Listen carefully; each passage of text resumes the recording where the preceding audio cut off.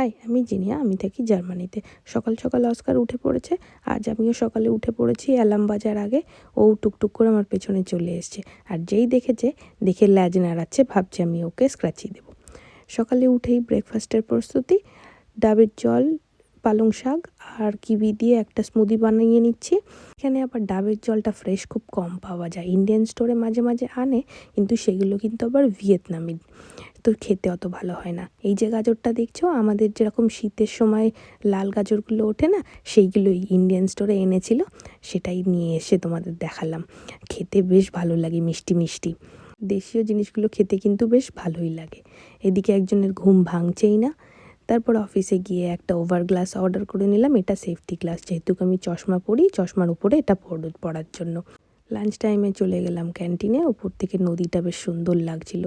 তারপরে রোস্টেড মাখানা, জল আর স্যালাড খেয়ে করে নিলাম আজকের লাঞ্চ। তারপর চলে গেলাম ইন্সপেকশনে। গিয়ে দেখি একটা হেলিকপ্টার যাচ্ছে, আর যখনই হেলিকপ্টার বা প্লেন যায় আমি ঠিক ছোটদের মতো ভিডিও করি, আমার খুব ভালো লাগে। তারপরে চলে গেলাম বিও মার্কেটে, কারণ জলটা আমি এখান থেকেই নিই। দেখো কত ভালো ভালো জল রয়েছে। যতগুলো জল দেখছো প্রত্যেকটাই কিন্তু খুবই ভালো, যদিও আমি এই জলটাই খাচ্ছি কারণ এটাই আমার বেশি ভালো লাগছে। তারপর এখান থেকে নিয়ে নিলাম ক্যাপসিকাম পাউডার, আর নিলাম দুটো ফুল ঠাকুরের জন্য। বাড়ি এসে একজন খুব মন খারাপ করে বসে আছে, কারণ তাকে বেশি খেলতে দেওয়া হয়নি, বাড়িতে নিয়ে আসা হয়েছে। দিনের শুরুটা এবং শেষটা আমি ঠাকুরকে দিয়েই করি। সকালে যাওয়ার আগে ঠাকুরকে জল মিষ্টি দিয়ে যাই, আবার বাড়ি এসে সেটাই করি, কারণ আমার মনে হয় আমার যা আছে সব তো তাদেরই জন্য।